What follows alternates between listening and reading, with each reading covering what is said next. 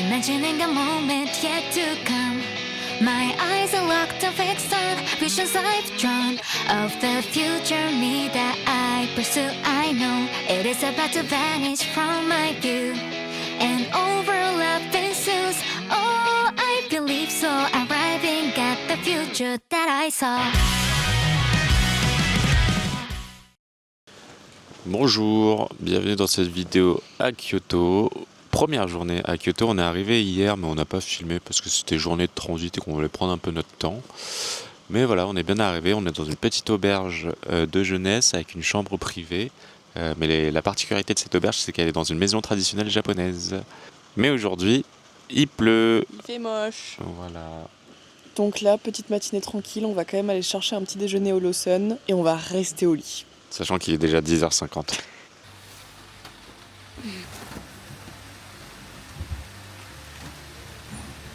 On a bien pris notre petit déjeuner, on a bien chillé et on n'a pas spécialement vlogué parce que j'avoue qu'on est resté à la maison pendant un petit moment. Mais c'est bon, on repart enfin, comme vous pouvez le voir, il pleut toujours. Et là, on va aller voir un enchaînement de tori qui est super connu à Kyoto. De base, on voulait le faire très tôt le matin en fait pour éviter qu'il y ait trop de monde. Mais tant pis, on a tellement d'autres choses à faire à Kyoto qu'on y va quand même en pleine journée.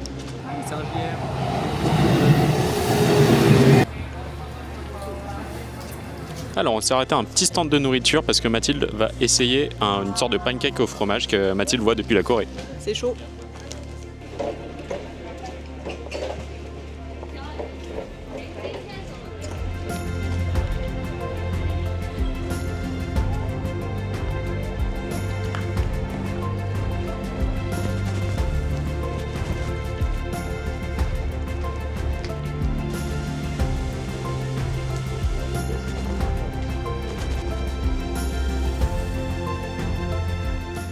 Ça va faire une demi-heure qu'on est là.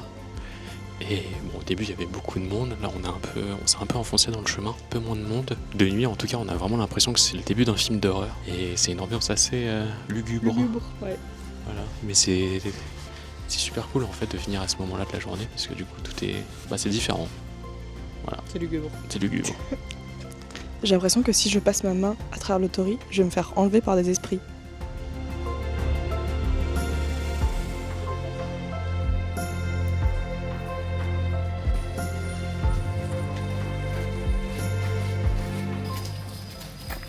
Elles sont stylées.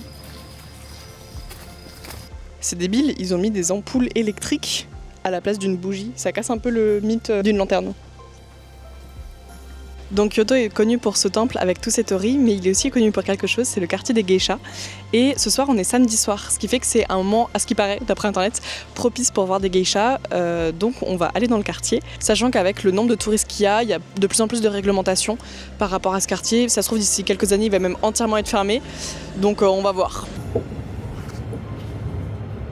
Et après le métro et une trentaine de minutes de marche, du coup on est arrivé à un point de repère qu'on voulait visiter. Il s'agit d'une rue passante dans un quartier traditionnel et on a une très belle vue normalement. Et là on est sous la pluie avec nos kawaii, mais ils n'ont pas l'air d'être très waterproof comme on nous l'avait présenté. On va vous montrer la rue et Mathilde est trempée. C'est joli. Hein. Après c'est joli, hein. Mais juste sans la pluie et 2 jours, ça peut être pas mal aussi. Bon, on n'a vu aucune geisha, il pleut, il fait moche, on n'a pas mangé, c'est un désastre. Mais bon, c'est aussi ça le voyage, on rentre. Plus tôt dans la journée, sur une carte, j'avais vu qu'il y avait un petit café avec des chats. Et du coup, je voulais faire la surprise à Mathilde, l'emmener dans un café des chats. Chose faite, nous sommes actuellement dans le café. Voilà. Là, en train de papouiller un chat. Il y a 2 chats ici. Il y en a un petit roux, comme Aslan à la maison. Et derrière moi, il y a un petit Maine Coon. Voilà. Enfin, un gros Maine Coon, du coup. Ils vont encore dire qu'on mange tout le temps. Anna. Deuxième jour à Kyoto, il est 6h15 du matin, on va prendre le bus direction la forêt de bambou. Le ciel est dégagé, il fait actuellement 19 degrés, donc on va passer une bonne journée. De météo. C'est sympa les bambous.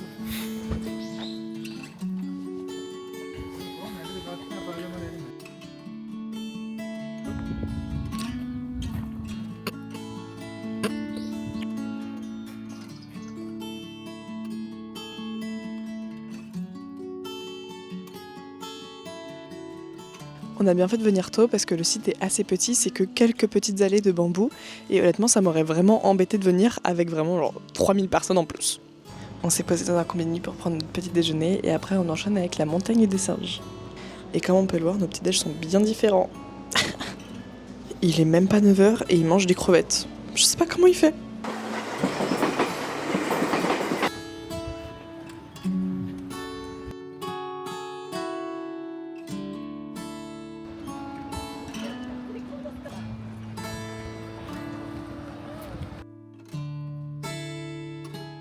On commence l'ascension pour le parc aux chimpanzés, donc encore des marches. On a à peu près 20 minutes de montée avant d'y arriver. C'est sûr qu'on a déjà bien marché ce matin, mais ça devrait aller.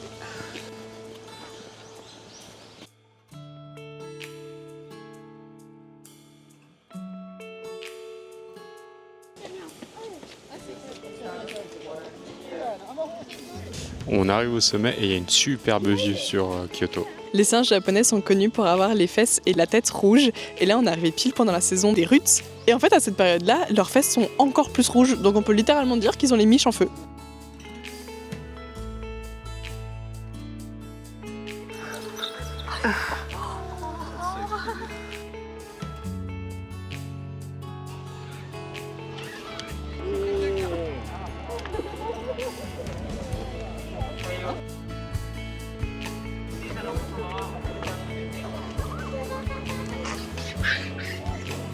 Bon, du coup on repart d'ici et voilà un dernier singe. Bon, je sais pas comment ça va rendre à la caméra, mais regardez le monde qu'il y a. On a bien fait de venir à 7h du matin. Fin de visite du parc des chimpanzés, on se dirige vers un temple. On a à peu près 50 minutes de trajet. Et pas n'importe quel temple, c'est le temple connu à Kyoto, le temple doré. Après avoir mangé pour 7€ à deux, on arrive enfin au temple. On en a eu pour 3,30€ par personne. Et c'est vraiment les tickets les plus stylés.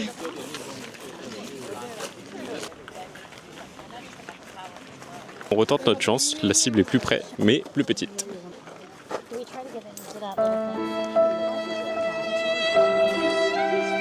Et c'est au tour de Denis. Nul. On sait qu'on est des gros touristes quand juste après la visite du temple, on se retrouve dans la file d'attente pour aller manger des glaces. Mais pas n'importe quelle glace, parce que c'est des glaces au matcha. Et depuis le début qu'on est au Japon, vraiment je louche dessus, donc je vais enfin pouvoir goûter. On va déguster. Elle est super bonne. Ah ouais? Ouais. T'étouffes pas, fais gaffe, t'étouffes pas.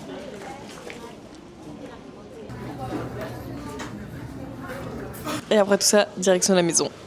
On était sur le chemin pour rentrer et ils vendent des concombres, mais dans des distributeurs. Voilà, 100 yens, le petit concombre. Après une petite sieste et une lessive, là on a laissé nos vêtements donc à la laverie, le temps que ça tourne, on va les manger. Même combat que tous les jours, faut trouver un bon truc à manger. Mathilde s'est pris un combo riz saumon et moi je me suis pris un bol de riz avec de l'anguille et un bol de riz avec du curry. Bon appétit, encore. Bonjour.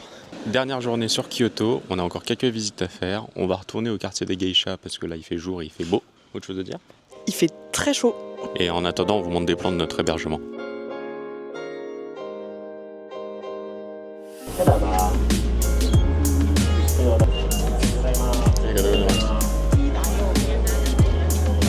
Eh bien, on est arrivé à Todiji, le temple de Todiji, et on dirait qu'on est en plein dans un vide-grenier. Il y a plein d'exposants autour de nous, et en fait, c'est un vide-grenier. Bon, au vu du monde avec la brocante, et on le voit quand même d'extérieur, on préfère ne pas s'attarder dessus, ne pas payer, parce que c'est quand même 500 yens l'entrée, donc environ 3€. On se dit qu'on a 8 mois encore pour faire plein de temples, des temples de quartier qui sont tout aussi jolis, bon, plus petits forcément, mais dont on peut voir l'intérieur gratuitement, etc. Donc, on va manger. Et bien c'est finalement au 10e étage de la gare de Kyoto qu'on a trouvé notre bonheur. On a tous les deux pris un black ramen. On sait pas exactement en quoi ça consiste, mais ça a l'air bon. Du coup, après enquête, le black ramen, c'est juste un bouillon de volaille ou poisson. En l'occurrence, là, j'ai poisson qui est très poivré, très salé et avec beaucoup de sauce soja à l'intérieur. Et alors pour le coup, moi j'ai de la chance, j'ai réussi à trouver un ramen vegan auquel j'ai rajouté un œuf. Mais donc moi je n'ai pas la sauce, je n'ai pas le bouillon avec le poisson, mais ça reste quand même très poivré. Bon, après avoir bien mangé, on est en direction du temple de Sanju Sangen.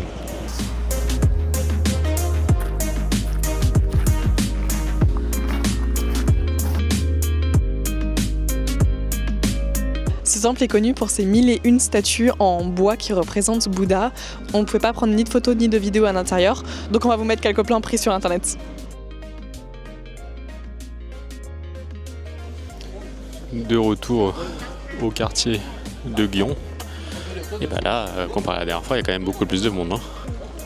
Et ben comme quoi, c'est quand même plus sympa de jour quand il y a du monde et quand il pleut pas.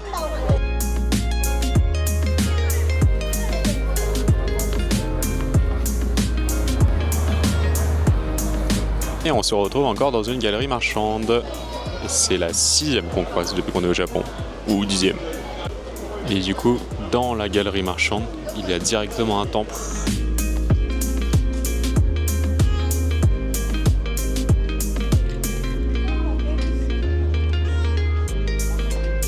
On voulait initialement venir au Nishiki Market, qui est l'une des plus grandes avenues marchandes de nourriture de Kyoto. Mais malheureusement, ça ferme à 17h, donc la plupart des stands ferment à 17h. Il reste encore quelques trucs à visiter.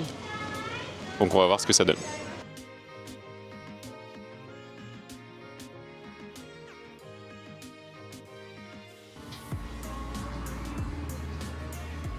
Et ben voilà, c'est ici qu'on clôture ce vlog.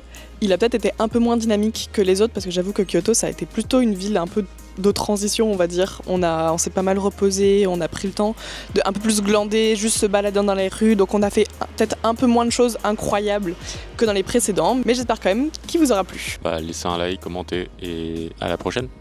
Ah oui, et là on s'apprête pour notre plus grosse journée de transfert depuis qu'on est au Japon. On va au pied du Mont Fuji.